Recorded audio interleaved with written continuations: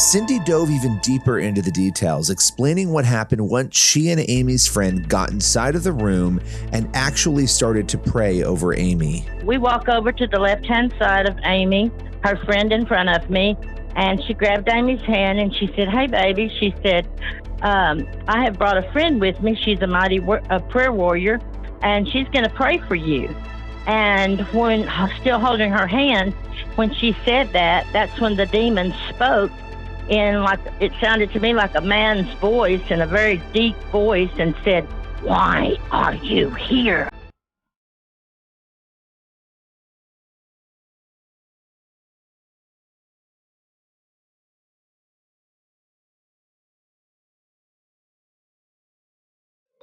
Halo Sobat Spooky, selamat datang di channel MN Files. Bagi sebagian dari sobat pasti tidak asing dengan drama Korea berjudul The Ghost Doctor. Namun apakah ada cerita serupa di dunia nyata? Kali ini MN Files akan membawakan sebuah kisah yang serupa namun tak sama dengan drama tersebut. Seperti apa kisahnya? Langsung saja kita menuju ke Arkansas di tahun 2006. Amy Semitis, seorang wanita berusia 49 tahun asal Little Rock, Arkansas, menjalani kehidupannya yang normal seperti orang pada umumnya. Amy hidup bahagia bersama sang suami yang penuh kasih, rumah yang bagus, dan ia mencintai pekerjaannya sebagai seorang perawat mid-flight, yaitu pesawat yang menyediakan jasa khusus untuk membawa pasien. Bagi mereka yang mengenalnya baik dari kehidupan maupun pribadinya, Amy nampak baik-baik saja. Karena hal inilah, maka para tetangga, teman, dan keluarga Amy sampai terkejut mengetahui peristiwa yang dialami Amy pada bulan November tahun 2006. Ketika itu diketahui Amy naik ke lantai 2 rumahnya, duduk di ambang jendela kamar, lalu kemudian Amy melompat. Tubuh Amy langsung menghantam ke tanah dan menghancurkan tulang punggungnya hingga mengakibatkan ia lumpuh secara permanen dari pinggang ke bawah. Dan hal aneh yang ditemukan bahwa luka-luka di tubuh Amy menunjukkan bahwa tubuhnya tidak siap menghadapi benturan yang seharusnya terjadi secara alami sebagai bentuk insting pada orang normal yang melompat dari ketinggian. Atau dengan kata lain, artinya Amy tahu dan sadar akan situasinya saat itu. Ketika tim dokter tengah berjuang mencoba menyelamatkan Amy, timbullah pertanyaan yang besar di tengah perbincangan mereka. Mengapa Amy ingin melompat keluar jendela dan mencoba melakukan bunuh diri?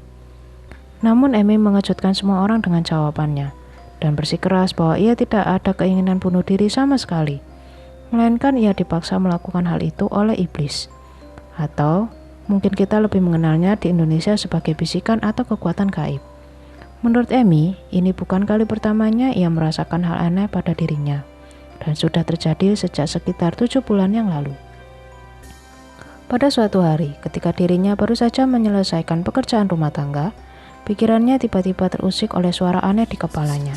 Suara itu terdengar nyaring dan jelas, seperti seakan ada orang yang berdiri tepat di sampingnya, sambil membisikkan hal-hal mengerikan kepadanya. Suara itu datang dan pergi. Terkadang mengatakan hal-hal yang tidak senonoh, dan terkadang memaksanya untuk bunuh diri atau hal buruk lainnya. Selain itu, terkadang Amy merasakan semacam kebingungan dalam dirinya, hingga ia merasakan dirinya seperti terjaga dalam mimpi. Fenomena aneh ini pertama kali Amy rasakan pada saat dirinya tengah bekerja. Amy baru saja selesai merawat seorang pasien di Baptist Health Medical Center di Little Rock. Namun kemudian pikirannya tiba-tiba dibuat kacau oleh kabut kebingungan yang muncul entah dari mana. Amy kemudian berkeliaran di rumah sakit, tidak dapat mengenali di mana ia berada dan mengapa ia ada di sana. Saat tersadar, Amy sudah dikirim pulang untuk beristirahat. Ketika kabut pikiran itu datang dan mulai meningkat frekuensinya, Amy akan seketika lupa dengan apa yang sedang dilakukannya, tidak dapat berjalan dengan lurus, bahkan tidak dapat melakukan tugas-tugas yang paling sederhana, dan tidak hanya itu saja, ia bahkan bisa lupa dengan namanya sendiri, seperti seakan ingatannya sudah terhapus. Rasa bingung dan munculnya suara di kepalanya membuat Amy curiga bahwa mungkinkah dirinya mengalami gangguan jiwa. Maka Amy kemudian menceritakan kekhawatirannya itu pada sang suami dan meminta agar tidak menceritakannya kepada siapapun agar orang-orang tidak menganggap dirinya gila. Mereka kemudian mengunjungi beberapa rumah sakit jiwa, namun tidak ada satupun yang mampu menjawab kondisi Amy yang tengah dialami saat itu. Bahkan, dokter memintanya untuk pulang saja, karena dokter tidak menemukan adanya kondisi mental Amy yang memburuk dan semacamnya. Namun apa yang dikatakan dokter tidak sesuai dengan apa yang sebenarnya dialami oleh Amy. Perilakunya menjadi tak menentu dan makin aneh. Terkadang Amy melontarkan hal-hal yang tak pantas. Tiba-tiba saja marah, bahkan meneriaki teman, keluarga, dan rekan kerjanya. Bahkan yang lebih parahnya lagi, pada satu pertemuan keluarga, Amy pernah menanggalkan pakaiannya dan berlarian sambil memaki semua yang ada di sana. Setelah kejadian itu, Amy kemudian dibawa ke Mayo Clinic di Minnesota untuk mendapatkan hasil pandangan baru mengenai kesehatan mentalnya. Namun saat dirinya di sana, Amy malah melarikan diri dari staf dan berlari ke jendela lantai 8 dan mengancam akan melompat.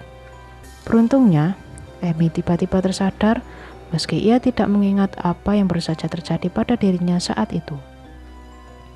Tak lama setelah kejadian di klinik tersebut, kejadian Amy melompat dari jendela rumahnya pun terjadi. Rumah Amy berlokasi di daerah Searcy. Posisi Amy saat itu sedang duduk di ambang jendela lantai 2 sambil menghadap ke arah ruangan. Tubuhnya kemudian jatuh menghantam teras bata. Akibat kejadian tersebut, 3 tulang punggungnya patah, paru-parunya tertusuk, dan tulang rusuknya pun patah. Namun tidak ada tulang yang patah pada lengan maupun kakinya. Berdasarkan analisa dokter, Amy didiagnosa mengalami kondisi langka yaitu porfiria, di mana adanya ketidakseimbangan kimiawi yang menyebabkan kekacauan mental dan kejang, serta hilangnya fungsi sistem saraf. Namun tak semua orang yakin akan hasil diagnosa tersebut. Namun Amy membantah bahwa saat itu dirinya akan melompat. Ketika Amy sedang dirawat di rumah sakit, Amy dikunjungi oleh seorang wanita misterius bernama Cindy Lawson. Cindy mengaku punya kemampuan untuk menyembuhkan dan tahu apa yang sebenarnya tengah terjadi pada Amy, bahwa semua ini adalah ulah dari iblis. Menurut Cindy, Amy diserang oleh kekuatan iblis yang berusaha mempermainkannya. Dan saat Cindy memberitahu Amy tentang hal itu, Amy diduga menggeram dengan suara yang bukan suara Amy sendiri dan mengatakan, "Mengapa kamu di sini?" Sebelum pertemuan antar Cindy dan Amy terjadi, tepatnya usai kejadian jatuhnya Amy, Gereja Downtown Church of Christ di Searcy sempat mengadakan kebaktian doa untuk Amy. Di antara mereka yang hadir ada Cindy Lawson. Cindy bukanlah anggota jemaat di sana dan sama sekali belum pernah bertemu dengan Amy. Cindy kemudian merasa terdorong untuk mengunjungi Amy dan berkata, "Tuhan berbicara kepada saya dan mengatakan pada saya untuk pergi ke rumah sakit dan mengusir setan darinya. Saya bisa merasakan sesuatu, saya bisa melihat iblis. Jika orang-orang tahu ini adalah kerasukan setan, mereka pasti akan mencari bantuan. Tapi sangat sulit untuk meyakinkan orang-orang bahwa itulah yang sedang terjadi." Cindy pun langsung mengadakan proses pengusiran setan di tempat. Cindy kemudian mengurapi dahi Amy dengan minyak yang ia bawa dan mengucapkan doa serta perintah agar si iblis pergi meninggalkan Amy. Ekspresi wajah Amy pun kemudian berubah. Cindy Lawson diketahui sudah menangani sekitar 10 kasus pengusiran setan. Ia juga mengaku bahwa ia pertama kali melakukan ritual pengusiran setan pada seorang bocah laki-laki berusia 9 tahun dan kondisinya saat itu bocah tersebut dalam kondisi melayang. Dalam kasus lain, Cindy pernah melihat orang-orang yang kerasukan hingga berbuih di mulutnya. Beberapa orang yang dihadapinya bahkan matanya berubah warna atau juga berbicara dengan suara yang diduga suara iblis. Pada awalnya Cindy merasakan hal ini tidak menyenangkan, namun ia percaya bahwa ada panggilan Tuhan untuknya di sana. Setelah melewati kejadian menegangkan tersebut, kondisi mental Amy perlahan kembali normal dan suara-suara aneh yang biasa ia dengarkan pun berhenti. Begitu pula dengan situasi kerasukan yang sering dialaminya. Sayangnya, Amy tidak akan pernah bisa berjalan kembali. Pertanyaannya sekarang adalah, bagaimana Amy bisa sampai mengalami semua kejadian ini?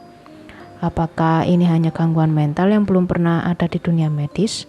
Atau mungkin sesuatu yang lebih dari itu seperti kekuatan supranatural yang jahat? Hingga saat ini penyebab resminya dinyatakan sebagai kegilaan sementara. Namun Amy percaya bahwa dirinya benar-benar dikendalikan oleh kekuatan iblis. Amy pun kemudian memberikan pernyataannya mengenai hal yang dialaminya ini. Dalam dunia medis mereka perlu menamainya. Mereka tidak mengerti, karena mereka tidak pernah berurusan dengan iblis seperti ini. Jadi, bagaimana mereka akan bisa melawan sesuatu yang bahkan mereka sendiri tidak mengetahui dan tidak paham akan bagaimana caranya untuk bertarung? Sebagai seorang perawat, saya tidak akan mempercayai hal seperti ini jika memang tidak terjadi pada saya. Bagi Amy, hal yang dialaminya ini adalah benar-benar nyata. Dan benar adanya bahwa dirinya dikendalikan oleh iblis.